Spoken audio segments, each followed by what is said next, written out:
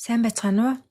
Өнөөдрийн бичлэгээр би нэг сонирхолтой сэдвийг орчуулж хүргэхийг зорилоо. Тэгээ стикер буюу чатны эможиг хийж орлого олдог нэгэн солонгос эмэгтэйн ярилцлагыг үзээд их сонирхол татсан болохоор яг тэрийг нь ойлгомжтойгоор орчуулан хүргэхийг зорилоо. Тэгээ хамгийн сонирхолтой нэм стикерийг заавал солонгост байж хийх албагүй. Өөр орноос ч солонгосын платформ руу оруулж орлого олох боломжтой юм байна гэдгийг би судалж мэдсэн. Тэгээд тийм болохоор хэрвээ та зураг сонирхолтой эсвэл онлайнаар орлого олох боломж хайж байгаа бол энэ бичлэг танд хэрэгтэй байж магадгүй. За ингээд бичлэгээ хамтдаа үзцгээе. Тэр анх бүтээгдэхүүний гаргасан эхний сарда 10 сая воноос дээш давсан орлого олжээ. Нийт 13,715 багц зарагдаж ойролцоогоор 34 сая воны борлуулалт хийсэн байна. Үүнээс цэвэр ашиг нь 12 сая вон орчим болсон. Тэр анх үнэтэй төхөөрөмжөөс эхлэегүй ердөө 30 мянган воны хуучин таблет хэрэглэсэн байна. Одоо харин орлогын доктортой сар бүр бараг өөрчлөгдөхгүй орж ирдэг учраас түрээсийн мөнгө шиг санагдаг гэж тэрээр хэлж байна. 자기소개 부탁드릴게요. 안녕하세요. Түүнийг Ким Аки гэдэг түүний тэрж байгаа нохойг бас Аки гэж танилцуулж байна. Анхны стикерийн тухай асуухад романтик манга юм аягтай байсан бөгөөд багасаа манга зурах дуртай байсан учраас өөрийнхөө зурдаг стилээр туршиж үзсэн нь амжилттай болсон байна. Одоогоор 93 багц стикер батлуулжээ. Нэг багц нь 24-өөс 32 зурагтай гэдгийг бодвол нийт бүтээлийн хэмжээ нэлээд их. Эдгээрийг бүтээхэд нийт 5 жил зарцуулсан байна. Харин анхны баталгаагаа авахд 8 сар орчим болсон байна. Эхэндээ олон удаа татгалзаж байсан ч тодорхой нэг үеэс батлуулах арга барилаа ойлгож дараалаад амжилттай гаргаж эхэлжээ. Түүнээс хойш сар бүр 1-2 багц тогтмол гаргадаг болсон байна. Тэр өөрийн гэсэн арга барилтай болсон. Нэг удаа ойлгочвол дараагийн ажлууд илүү доктортой болно. Мөн энэ ажлыг хаанаас ч хийх боломжтой, заавал компьютер шаардахгүй, таблет байхад хангалттай. Орон дээрээ хэвтэж байгаад ч зурж болдог, айлж явахдаа ч ажиллах боломжтой. Сонирхолтой нь тэр энэ ажлыг заавал ажил гэж боддоггүй, санаа нь орж ирэхэд л зурдаг, өөрт нь сонирхолтой учраас үргэлжлүүлж хийдэг гинэ. За тэр өөрийн ашигладаг хэрэгслүүдэд танилцуулж байна. Зураг зурах зориултын таблет ашигладаг бөгөөд ихэвчлэн компьютер толбож үзгээр зурдаг. Дангаар нь ашиглах боломжгүй. Тийм болохоор дангаар нь ашиглах үед иймэрхүү байдлаар пад нэгийг л авч явдаг гин. Падны хувьд мэдрэгчтэй байдаг нь заримдаа сул тал болдог. Зураад сууж байхад гар хүрхээр өөр зүйл дарчдаг. Эсвэл өөр газар зураас гарчдаг болохоор эвгүй байдаг. Тиймээс бэлэ маягийн зүйл өмсөж зурдаг. Харин зориултын таблет бол гар хүрсэн ч асуудалгүй. Зөвхөн үзэг хүрсэн эсхийг л таньдаг болохоор илүү эвтэйхэн байдаг гэнэ. Ер нь зургийн зурмж болохоор арай илүү сайн зурж байгаа юм шиг санагддаг. Гэхдээ энэ нь тийм ч ялгаа байхгүй. Нарийн мэдрэмжийн асуудал байдаг гэнэ. Энэ бол түүний саяхан шинээр зурсан стикер бөгөөд боксing сэдвтэй. Өөрөө боксоор хичээлдэг, клубийн хүмүүс болон багштайгаа харилцахтаа ашиглахын тулд хийсэн гэнэ. Одоогийн байдлаар будах ажлыг оруулаад нийтдээ 2 өдөр орчим зарцуулсан. Өдөрт 2-3 цаг орчим ажилласан гэсэн үг. Гэхдээ стикер бүр өөр романтик манга маягийн деталь ихтэй бол 7 хоног хүртэл хугацаа орж болно. Харин энгийн нь хурдан хийгддэг гэнэ. Сурвалжлагч түүнээс хиймэл оюун ухаан ашиглаад хийвэл хурдан биш үү гэхэд хиймэл оюун ухаан ашиглаж зурсан зүйлээр стикер хийхийг хориглосон Kakao дээр хэрвээ тийм зүйл илэрх юм бол шууд борлуулалт зогсож бүх зүйл туслагдана. Тэр бас туршиж үзсэн гэнэ. Хиймэл оюун ухаанаар стикер хийвэл ямар гарах бол гэж. Гэхдээ стикер шиг зураг гаргаж чаддаггүй, нарийн детальтай эсвэл бодит зураг бол сайн гаргадаг. Харин ийм энгийн хөөрхөн стикер маягийн зүйл дээр муу байдаг гэнэ. Стикер нь нэг дүр 32 янзаар гаргадаг. Бүгд ижил дүртэй нэг хэв маягтай байх ёстой. Гэтэл хиймэл оюун ухаан ийм доктортой байдлыг барихад хэцүү. Тийм болохоор боломжтой байсан ч хиймэл оюун ухаан ашиглаад стикер хийх нь бүр илүү хэцүү санагдсан гэнэ. Энэ бол түүний Kakao дээр байгаа стикерүүд Ким Акигийн цувралууд байна. Зарим нь хараахан гараагүй гол төлөөлөх стил нь бол романтик манга. Энэ нь түүний романтик манга цувралын усын стикер нэлээд гялцэл хөнгөн мэдрэмжтэй, эрэгтэй эмэгтэй хоёр хувилбартай, хар цагаан мангад гардаг шиг нүд алга болоод уурлах зэрэг хэтрүүлсэн элементүүд орсон. Сүүлийн үед хамгийн их ашиглаж байгаа стикер гэвэл энэ хамгийн сүүлд гаргасан тэгээ нүүрний хувирал дээр төвлөрсөн өөрөөс татаж аваад ашигладаг гэн их ашиглагддаг, хэрэглэхэд амар үг бичихгүйгээр ч илэрхийлж чаддаг. Найз нөхөд гэр бүлийнх нь хэрэглэх дуртай гэн. Мөн тэр тэнэг маягийн хошин зүйл дуртай тийм төрлийн стикерч ихийсэнг нь энэ нь түүний борлуулалт өндөртэй стикерүүдийн нэвтрүүлгийн текст маягийн концепттэй хүмүүст танил санагдах хэсгүүд их бий. Жишээ нь анх удаа ирж байна уу гэх мэт телевизийн нэвтрүүлгийн текстүүдээс санаа авсан. Урд нь ийм төрлийн хошин текст их таалагддаг байсан болохоор тэрийгэ оруулж хийсэн гэнэ. Ер нь хэрэглээд явж байхад аяндаа ойлгогддог. Өмнө нь мемэ их цуглуулж найзуудтай явуулдаг байсан. Тэгээд үүнийг стикер болгол гоё юм байна гэж бодсон байна. Тиймээс мемэ дээр суурилсан стикерч би хар цагаан манга стил дээр үхтэй бөмбөлөг ашигласан. Одоо тренд болж байгаа үг хэллэгүүдийг оруулсан. Энэ нь ч нэлээд алдартай. Амжилтгүй болсон ч байгаа. Нэгийг нь хийхэд маш их цаг хүч зарцуулсан. Сайн зарагдана гэж бодсон ч огт амжилт олоогүй.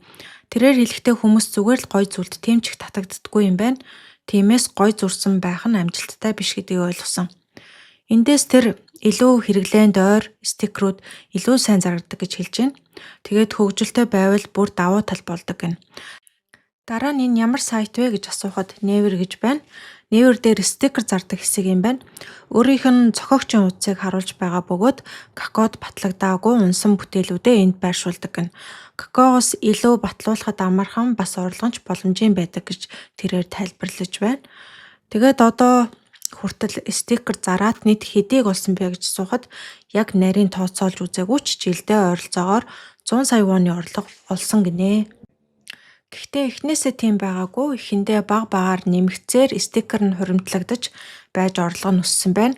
2 жилийн өмнө сард ойролцоогоор 700 мянган вон орчим орж ирдэг байсан бол өнгөрсөн жилээс сардаа 1 сая орчим болж өссөн гэнэ.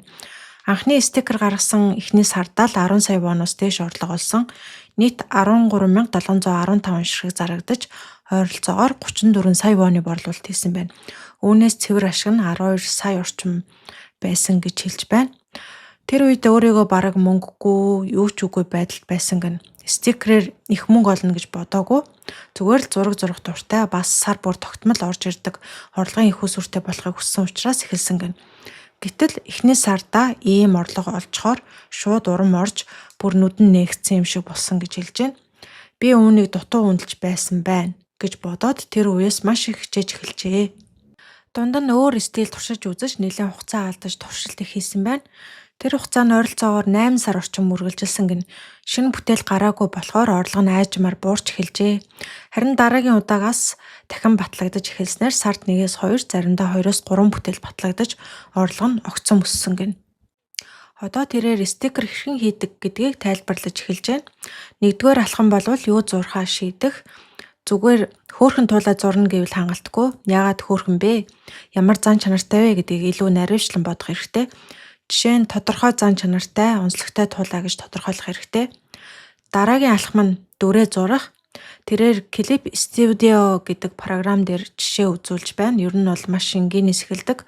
Өнөө үед тренд нь баг зэрэг бүдүүн, дугуй хэлбэртэй, гар зураг шиг энгийн стил байдаг. Жишээ нь эмхтэй дүр бол тууз нэмэх, эсвэл ухаантай бол нүдний шил зүүх гэх мэт нэг жижиг элементээр ялгарлыг гаргахад хангалттай. Ингээд контурыг зураад өнгө оруулбал бараг бэлэн болно. Үндсэндээ маш энгийн процесс гэж харуулж байна. Стикер гэдэг нь нэг зураг биш 24-өөс 32 зурагтай нэг багц байдаг. Тиймээс нэг ижил дүрийг 24 эсвэл 32 янзаар зурна. Гэхдээ бүгд ижил нүүртэй хэрнээ сэтгэл хөдлөл, үйлдэл, поз нь бүгд өөр байх ёстой. Учир нь хүмүүс өдөр тутам чатлагтай ашиглах учраас аль болох олон нөхцөлд тохирох хэрэгтэй. Жишээ нь энэ дүрийг стикер болгоё гэвэл дээр нь үг оруулах нь илүү ойлгомжтой болгодог. Хэрэглэгч хараад шууд ойлгохын тулд текстийг тодорхой бичих хэрэгтэй. Ингээд нэгэн сайн уу гэсэн хувилбар болно. Дараагийнх нь баяртай, эсвэл хөөрхөн, баяртай байна гэх мэт үгнээсээ хамаарат нүүрний хувирал, нэмэлт элементүүдийг өөрчилнө. Жишээ нь баяртай байвал илүү инээмсэглсэн нүүр, зүрх нэмэх гэх мэт. Ийм байдлаар бүх хувилбарыг зурж дуусаад Какод зэрэг платформ дээр байршуулбал шалгаад батлах хэсгийг шийддэг. Тэрээр ингэж 90 гаруй багц хийсэн гэн гадаад талаас нь харахад амархан юм шиг санагдаж болох ч хөдөлгөөнт стикер бол арай өөр. Ер нь стикер хоёр төрөлтэй хөдөлгөөнгүй болон хөдөлгөөнт. Хөдөлгөөнгүй хувилбарыг шууд оруулбал батлуулах боломжтой. Харин хөдөлгөөнт хийхийг хүсвэл тусдаа хөдөлгөөн буюу motion хийх хэрэгтэй. Тэр хөдөлгөөнийг яаж хийдгийг жишээгээр үзүүлж байна. Какод зарж байгаа нэг бүтээгдэхүүнээ харуулад Нэг хөдөлгөөнийг гаргахын тулд олон кадр зурж дараа нь нэг файл болгож нийлүүлдэг. Жишээ нь энэ нь 7 хүрээтэй, өөрөөр хэлбэл 7 зураг гэсэн үг. Ер нь дунджаар 4-5 хүрээ ашиглагддаг. Хүрээ олон байх тусам хөдөлгөөн илүү зөөлөн болно. Гэхдээ заавал олон байх шаардлагагүй. Зарим хөдөлгөөн хурдан, огцон байх нь илүү тохиромжтой байдаг. Хэд зөөлөн болвол бүр эсрэгээр гацхгүй харагдаж болно. Тиймээс ихэнхдээ 4-5 байхад хангалттай гэж тайлбарлаж байна. Ингээд бодохоор их цаг зарцуулбал заавал илүү ашигтай гэсэн үг биш. Хөдөлгөөн гоё байлаа гэд заавал сайн зарагдана гэсэн баталгаа байхгүй. Эхэндээ бүх хөдөлгөөний гараар зурдаг байсан ч олон эсний дараа илүү хэлбэр арга хайж эхэлжээ. Тэгээд темплет ашиглаж эхэлсэн байна.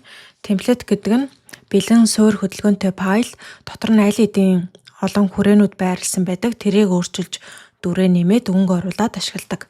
Жишээ нь чихийг нь өөрчилж болно. Эсвэл зарим хэсгийг арилгаж цэцэрлээд өөр дүр болгоно. Мөн зураасны зузаан, нүүрний хэлбэрийг хүртэл тохируулж болдог. Ингэснээр анхлан эхэлж байгаа хүмүүс ч хөдөлгөөнт стикер хийх боломжтой болдог. Өөрийн темплетээр хийсэн жишээгч харуулж байна. Энгийн хөдөлгөөнүүд орж ирэх, үсрэх гэх мэт нийтлэг байдаг. Гэхдээ жижиг өөрчлөлтөөр огт өөр мэт болгож болно. Жишээ нь гарын хөдөлгөөнийг хөл болгож өөрчлөх, эсвэл скейтборд дээр гэх мэт өөр элемент нэмэх замаар олон янзаар ашиглах боломжтой. Темплет ашиглахын гол давуу тал нь цаг маш их хэмнэдэг. Гараар шууд хийхэд нэг хөдөлгөөнт стикер нь 2-3 цаг ордог. Зарим хүмүүс бүр нэг өдөр зарцуулдаг. Харин темплет ашиглавал ойролцоогоор 15 минутанд хийж болдог. Зураг сайн зурж чаддаггүй хүмүүс яах вэ гэсэн асуулт гарч ирнэ. Тэр хэлэхдээ стикерт хамгийн чухал зүйл нь зурах чадвар биш, харин тодорхой концепц гэдгийг онцолж байна. Концепц гэдэг нь маш энгийнээр хэлбэл санаа, чиглэл, онцлог гэсэн нийлбэр ойлголт юм. Гэхдээ анхлан эхэлж байгаа хүмүүст концепц олох хэцүү байдаг. Тиймээс амархан эхлэх аргууд санал болгож байна. Нэгдүгээрт хобби. Өөрийн дуртай зүйл дээрээ суурилж хийвэл илүү амар. Жишээ нь өөрөө боксер хичээлдэг болохоор тэр сэдвээр хийсэн. Хоёрдугаарт өөрийн байр суурь, амьдралын нөхцөл. Жишээ нь офисын ажилтан бол ажилтны стикер, оюутан болвол оюутны стикер гэх мэт тэр орчинд хэрэглэгддэг хэллэгийг өөрөө сайн мэддэг болохоор хийхэд амар байдаг. Ингэж өөрт ойр зүйл дээр суурилбал илүү амар, бас хэрэглээнд ойр болдог. Тэгээд цаашдын зорилгын тухай асуухад ойрын зорилго бол 100 багц стикер гаргах гэж хэлж байна. Гэхдээ зөвхөн энэ ажлыг хийгээд байхаар заримдаа залхах үе ирдэг учраас өөр төрлийн зүйлс хийж эхэлсэн. Жишээ нь YouTube суваг ажилуулах, сургалт хийх, брэндүүдтэй хамтарч ажиллах гэх мэт. Сүүлийн үед стикер хийхийг хүсдэг хүмүүс маш их болсон. Гэхдээ ихэнх нь би сайн зурж чаддаггүй, тренд мэдэхгүйг санаа зовдөг. Гэхдээ үүндээ стикер хийх нь тийм ч хэцүү биш, бас маш сонирхолтой. Одоо бүр темплет зэрэг хэрэгслүүд байгаа учраас илүү амар болсон. Чөлөөт цагаараа ханаас ч их боломжтой. Тиймээс хэд хүн дээр бодохгүй зүгээр л туршиж үзэх хэрэгтэй. Өөрөө ч анх ингэж амжилтанд хүрнэ гэж юусоо бодоогүй. Харин одоогийн санхүүгийн хувьд чөлөөтэй болсон учраас үнэхээр туршаад үзхийг зөвлөж байна. Тэгээ бүр хүүхэдтэй болох юм бол стикер заана гэж хүртэл өөрөө хошигнож байна. Тиймээс заавал нэг удаа оролдож үзээд амьдралдаа өөрчлөлт хийх боломжийг өөртөө олгоорой гэж хэлж байна. Энэ удаагийн бизнесийн түүхийг хүрээд өндөрлөж байна. Тэгээд стикер бүтээдэг Kimaki-гийн түүх байлаа.